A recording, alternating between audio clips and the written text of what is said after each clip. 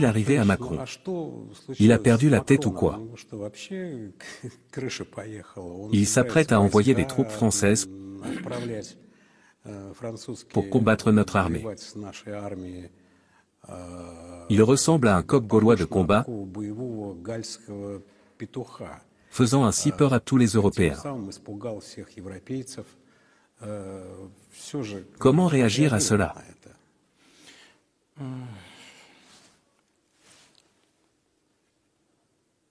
C'est que les militaires des pays occidentaux sont présents en Ukraine depuis longtemps, même avant le coup d'État en 2014.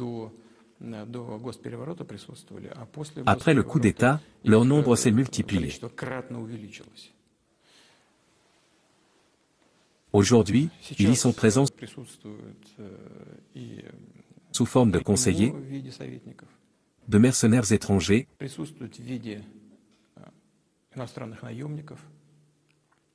et ils subissent des pertes. Mais si nous parlons de contingents militaires officiels étrangers,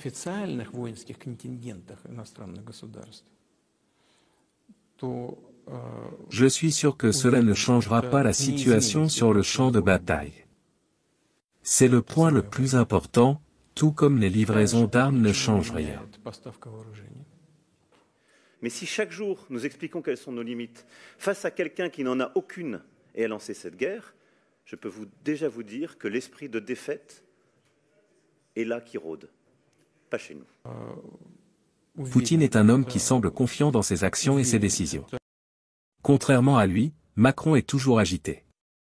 Il essayait de faire peur à Poutine par ses menaces d'envoi des troupes en Ukraine, mais son agitation prouve à suffisance qu'il n'est pas sûr de lui. Écoutez ceci.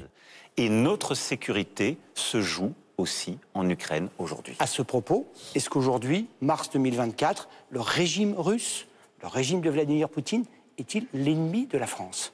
Il est l'adversaire. Quelle est la nuance sémantique entre adversaire et ennemi? Nous ne faisons pas la guerre à la Russie. Mais elle nous fait la guerre. Vous voulez qu'elle soit Elle nous attaque sur le plan cyber. Oui, mais c'est une forme de guerre.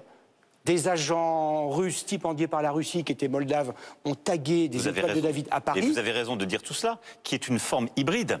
Mais il faut faire attention de ne pas tout de suite les qualifier, parce que sinon on serait nous-mêmes dans l'escalade. Que faudrait-il pour que vous prononciez le mot ennemi? Qu'est-ce qu'il faudrait que la Russie commette? Mais si la Russie décidait à nouveau une escalade qui nous entraînerait tous dans un conflit, je souhaite de toutes mes forces qu'il n'en soit pas le cas. Mais à coup sûr, aujourd'hui, la Russie est un adversaire. Le régime du Kremlin est un adversaire.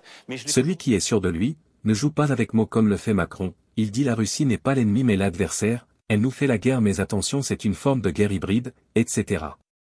Il est important de noter que le véritable calme et l'assurance viennent de la connaissance de ses propres capacités. Dans les moments de confrontation, il est souvent sage de rester serein et de ne pas réagir impulsivement. Comme on le dit souvent, ce sont les tonneaux vides qui font du bruit. En effet, ce ne sont généralement pas les personnes les plus bruyantes qui détiennent le plus de pouvoir, mais celles qui agissent avec intelligence et assurance.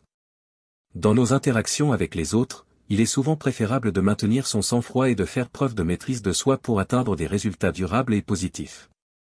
Merci de partager vos avis en commentaire. À bientôt.